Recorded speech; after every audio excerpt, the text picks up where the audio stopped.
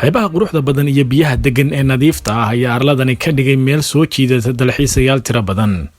muddo ku siman 30 sano ayaa dalxiisku bedelay muuqaalka dalkan oo mar ku tiirsanaa tabcashada beeraha iyo khayraadka badweynta Hindiya.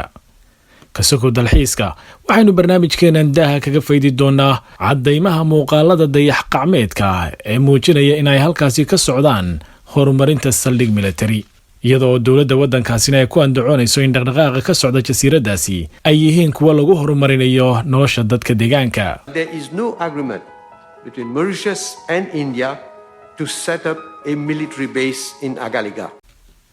dadka deegaanka jasiiradani waa qaar ka aamin baxay dowladda waxaana ay ka warwarqabaan mustaqbalka halka ay ku dambayn doonaan. Mauritius waxa ay dhacdaa koonfur galbeed badweynta Hindiya, waana jasiirado 4 ah oo waaweyn iyo kuwa yarar oo kale oo hoos yimaada kuwaasi oo ku midaysan waddankaasi. jasiiradaha ugu waaweyn waxaa ka mid ah Mauritius, Rodrigues, St. Brandon iyo jasiiradaha Agalega. inkastoo waddanku dalxiiska hodan ku yahay, haddana labada jasiiradood ee Agalega waa qaar kadib dhacay horumarka waddanka iyo dalxiiska. qiyaastii 300 oo ruux ayaa ay hoy u tahay jasiiradan Agalega. dakhliga dadka waxa uu ka soo galaa oo uu ku tiirsan yahay kalluumaysiga iyo ka ganacsiga qumbaha. Agalega waa jasiirad yar oo dherer ahaan dhan 12 kilomitir, ballaceeduna waa 1.5 kilomitir. muuqaalada lagu qaaday dayax qacmeedka horaantii sanadkii 2019 ilaa dhammaadkii 2020 ayaa muujinaya dhaqdhaqaaqa baaxadda leh ee ka socda halkaasi.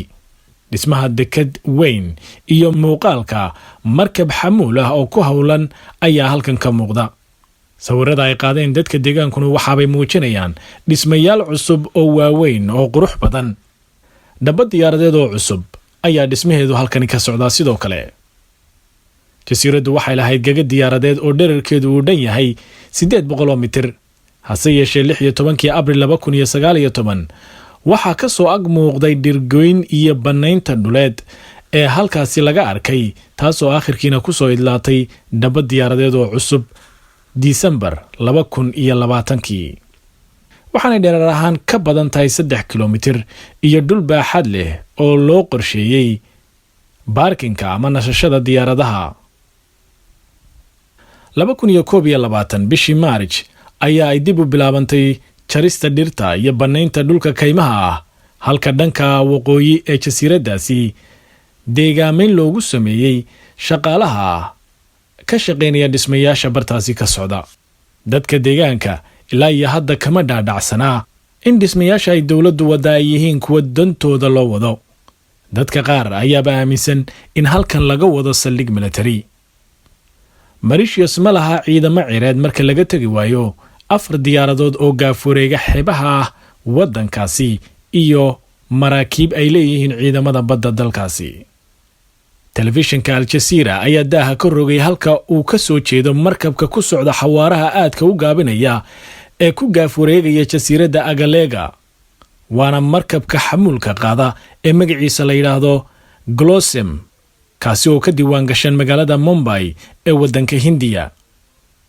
waana markabka agabka iyo qalabka lagu dhisayo jasiiradan ka soo daadgureynaya dekadda weyn ee lagu magacaabo Visakhapatnam, taasi oo ku agtaala saldhigga ciidamada badda ee waddanka Hindiya.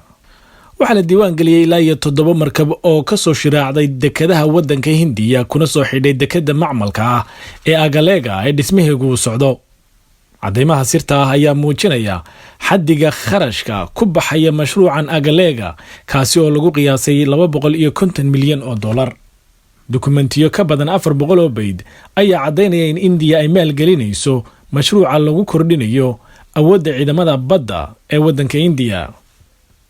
badweynta India oo ah goob istiraatiiji ah oo muhiim u ah isu socodka dhaqaalaha iyo ganacsiga dunida, waata keentay in China uu 100 milyan oo dollarka Mareykanka uu ku qarash gareeyo dhismihiisa uu ku leeyahay geeska Afrika, gaar ahaan magaalada Djibouti, isagoo isbuucyadii la soo dhaafay ama bilihii la soo dhaafayna halkaasi geeyey ciidamo tiro badan oo ka yimid waddanka China.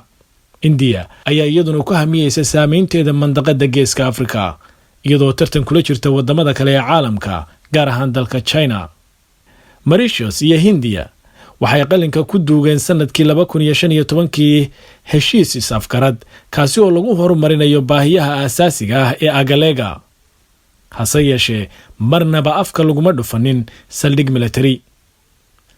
sirta ku duugan saldhigga military ee Agalega waxayna xasuusinaysaa jasiiradda Diego Garcia oo mar ka mid ahaan jirtay dhulka waddanka Mauritius.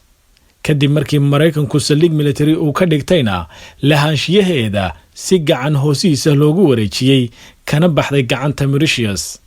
waxaana dadka halkaasi deganaa lagu qasbay in ay barakacaan oo ay ka guuraan guryihii iyo hantidii ay lahaayeen. waxaa la rumaysan yahay in waxa ka socda Agalega ay yihiin wejigii 1973 ay lahayd jasiiradda Diego Garcia, iyadoo oo lagu wargeliyey dadka deegaanka ee jasiiraddaasi oo asal ahaan ka soo jeeda qaaradda Afrika in ay guuraan isla mar ahaantaasina aanay jirin soo laabasho dambe. sarkaal u hadlay waddanka Hindiya ayaa ku andacooday in aanay jirin wax u diidaya in ay samaystaan saldhigga uu China ka samaystay waddanka Djibouti mid la mid ah. halka qaar ka mid a warbaahinta Hindiyana ay baahinayaan dekadaha iyo saldhigga military ee ay Hindiya ka wado jasiiradda Agalega, iyagoo markaasi si cad u tilmaamaya run ahaanshiyaha arrintan. hase yeeshee ra'iisul wasaaraha Mauritius Pravin Jungnouth ayaa arrintaasi ku tilmaamay mid aanay waxba ka jirin. agreement between Mauritius and India to set up a military base in Agalega. But it is a military base, so to any normal person. In a way, yeah. So we agree it is a military base. Yeah, we do.